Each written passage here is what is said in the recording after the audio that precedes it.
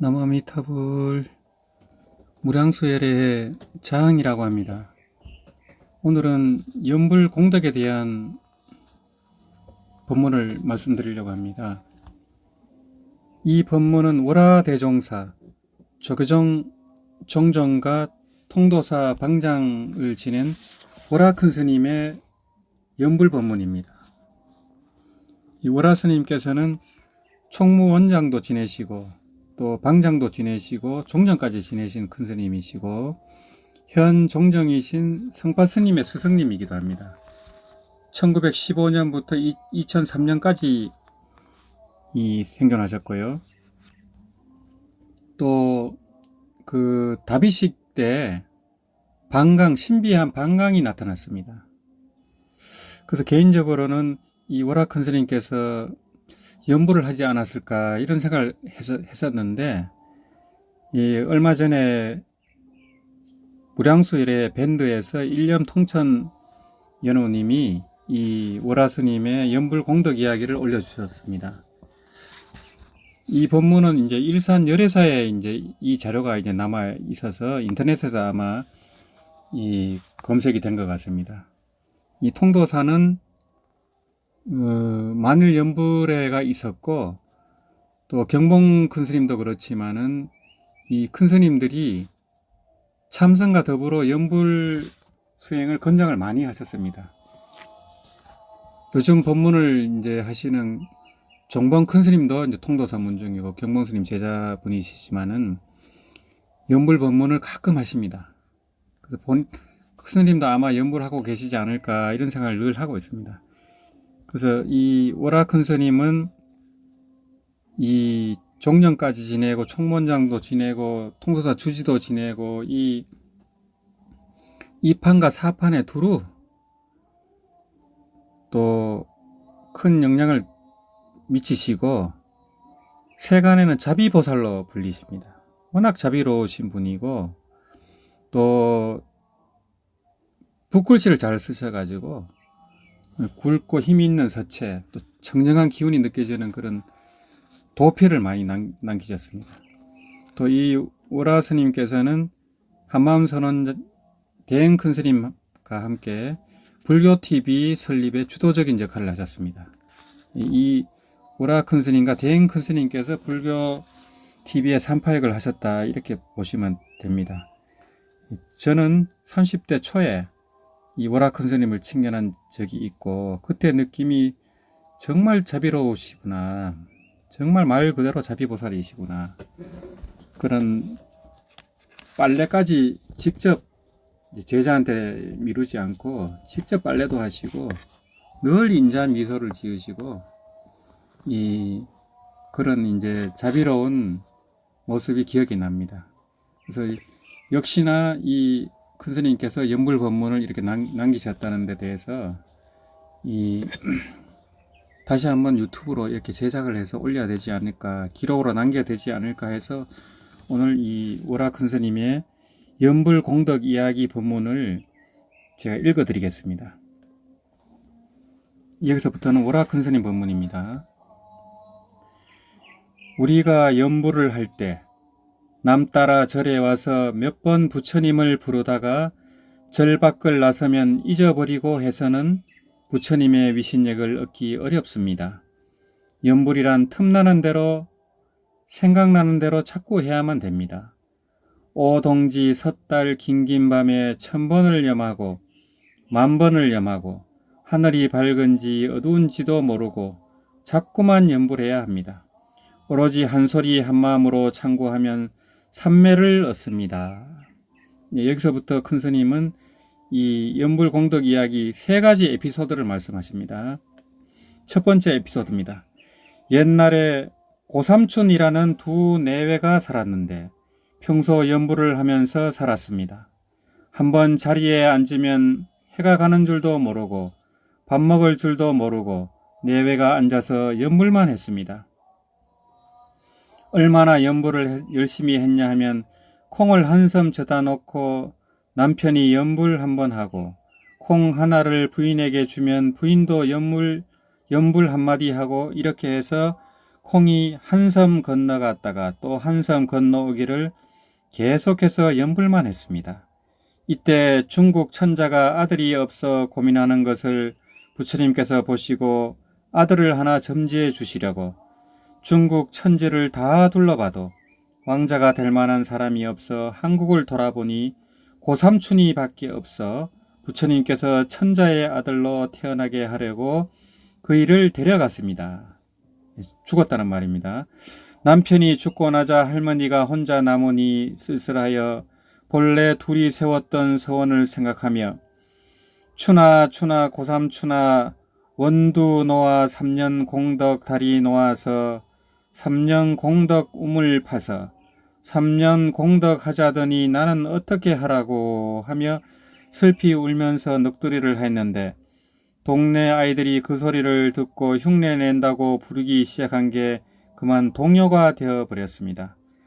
그 늙은 할머니는 그 소리만 하며 세월을 보냈는데 자꾸 그 소리를 하다 보니 누구 아픈 집에 가서 그 소리를 하면 아픈 사람의 병이 낫는지라 그러한 소문이 나서 누구나 아프면 그 일을 데려다 그 소리를 하면 낫지 않는 사람이 없었습니다. 이때 중국의 천자가 왕자를 낳았는데 손이 조막손이었습니다. 중국 천지의 명의를 다 동원해도 고칠 수 없어 조정이 다 걱정이 되었는데 그 할머니의 병 고치는 소문이 천자의 귀에 들어가자 천자가 신하를 보내 그 일을 모셔오라고 해서 할머니가 조정으로 불려갔습니다. 조막손 왕자 앞에서 할머니가 추나 고삼추나 하고 부르니 그 아이가 고삼춘 여기 있다 하고 손을 펴는데 그 아이 손에 고삼춘이라고 쓰여 있었습니다. 천자가 기뻐서 그 할머니를 모시고 잘 살았다고 합니다. 이 에피소드는 연불공덕으로 그 남편이 중국 황제의 아들로 태어나고 또 사람들 병도 고치는 그런 능력도 생겼다 하는 그런 얘기입니다. 그래서 왕생을 못하더라도 이 연불공덕이 이렇게 크다는 것을 이 연불공덕 이야기를 통해서 알 수가 있겠습니다. 두 번째 에피소드입니다. 또 어떤 부부가 있었는데 부인은 열심히 연불을 잘하는데 남편은 연불을 하고 싶어도 정신이 없어서 연불을 잘하지 못하였습니다. 그래서 부인이 문지방에다가 방울을 하나 달아놓고 소리가 날 때마다 연불을 하게 하였습니다. 그날부터 문을 열고 나갈 때마다 상투에 방울이 걸려서 떨렁하면 나무아미탑을 하고 연불하고 들어오다 또 방울이 상투에 걸려 떨렁하면 나무아미탑을 하고 연불하고 이렇게 여러 해가 지나서 나이가 많아 죽게 되어 저승에 잡혀가 요즘 말로 미결소에 갇혔는데 재판하기 전에 미결소에 갇혔는데 옥졸들이 순시를 한다고 문 앞을 창을 짓고 왔다 갔다 하는데 창에 달린 고시에서 떵그렁 소리가 나니까 오간에서 누군가가 나무아미타불 하는 소리가 들려왔습니다. 그이가 살았을 때 방울 소리를 듣고 연불하던 습관이 있어서 나무아미타불 하고 연불했던 것입니다. 갑자기 오간에서 누가 나무아미타불 하고 연불하는 소리가 들리니까 지옥의 옥졸이 누가 여기에서 나무아미타불 하고 연불을 하느냐 연불한 사람은 나오너라 하고 해도 잡혀가서 고문을 당할까봐 아무도 나오지 않으니까 옥졸이 염라대왕 앞에 가서 지금 몇 호실에 갇힌 사람 중에 나무아미타불 하고 연불하는 사람이 있습니다 하고 고해바치니 염라대왕이 나무아미타불 하고 연불하는 사람을 거기 둬도 되느냐 당장 데려오라고 해서 옥졸이 다시 가서 연불한 사람은 다시 나오라고 해도 모두 다 함구무언일 뿐 아무도 나오는 사람이 없자 염라대왕에게 사실대로 이야기했더니 염라대왕이 그럼 할 수 없지. 연불하는 사람을 거기 둘 수 없으니 그 옥에 갇힌 사람들을 모두 극락으로 보내라 해서 한 사람이 연불한 공덕으로 많은 사람이 극락으로 갔다고 합니다. 이런 예가 많습니다. 이 연불한 사람들은 지옥에서 벗어나는데 극락으로 보내주거나 아니면 다시 이제 한생하는 경우도 있고, 또 연부를 많이 한 분이 이제 착각으로 지옥에 왔을 경우는 같은 감옥에 있던 죄수들이 함께 풀려나는 경우가 많습니다. 이제 이 에피소드는 그런 이제 예를 말하고 있습니다. 세 번째 이야기입니다. 또 옛날 선경백이라는 사람이 큰 죄를 지어 강가에 가서 사형을 당하게 되었습니다. 그런데 이 사람이 평소 자기 집에 간센보살 탱화를 모셔놓고 열심히 기도를 하는데 그만 어쩌다 잡혀와 죽게 되었습니다. 그래서 죽는 순간까지 한 번이라도 더 간센보살 연부를 한다고 오간에서도 연부를 했는데 이튿날 강가에서 목을 치려고 칼로 목을 치니까 목이 떨어지지 않고 그만 칼이 부러져 버렸습니다. 2번, 3번 내리쳐도 계속 칼만 부러질 뿐 그는 조금도 다치지 않았습니다. 칼은 3개밖에 없는데 칼이 모두 부러지자 하도 이상해서 사형을 집행하던 사람이 그에게 물었습니다. 어째서 그 칼이 잘 부러지는 칼도 아니고 다른 사람은 한 번만 쳐도 목이 떨어지는데 당신은 3번이나 쳐도 목이 떨어지지 않고 칼만 부러지는데 그 이유가 무엇이냐 하고 물으니 그도 저도 무슨 일인지 모르겠고 특별히 죄가 다르다는 것은 간센보살을 모셔놓고 기도하는 것밖에 없다고 하자 그를 무죄로 석방해 주었다고 합니다. 간음보살 위신역으로 다시 살아난 그가 가만히 생각해보니 간밤에 꿈에 자기 집에 모셔던 간센보살님이 바다를 건너와서 아무 걱정 말아라. 내일 아침 너는 아무 일 없이 석방될 것이다. 안심하고 있거라 하던 말이 생각나 감사하고 고마워서 집으로 돌아오자마자 간음상 앞에서 자꾸 절을 하다 보니 탱화에 반쪽이 젖어 있었다고 합니다. 그러니까 꿈에 나타나신 것과 같이 간센보살님이 바다를 건너와 자기를 구해 주시느라 탱화의 반쪽이 젖어 있었다고 합니다. 참으로 불가사의한 부처님의 위신력이 아닐 수 없습니다. 이 옥에 잡혀서 이 간음 주력을, 간음 연부를 한 분들이 풀려난 예가 많습니다. 방금 이제 본문한 이 얘기도 유명하고요. 백봉 김기추 거사님이라고 근현대 이제 이 선수행의 유명한 선지식이 있는데 그분도 독립운동하다가 감옥에 잡혔는데 간센보살을 그렇게 했답니다. 간센보살을 글자를 벽에다가 간음보살을 그렇게 빼곡빼곡하게 썼답니다. 그랬더니만 어느 날 문득 이제 풀려나게 됐다는 그런 이제 이야기가 있듯이 이 간음보살님의 위신력, 이 법화경 간센보살 보문품도 유명하지만은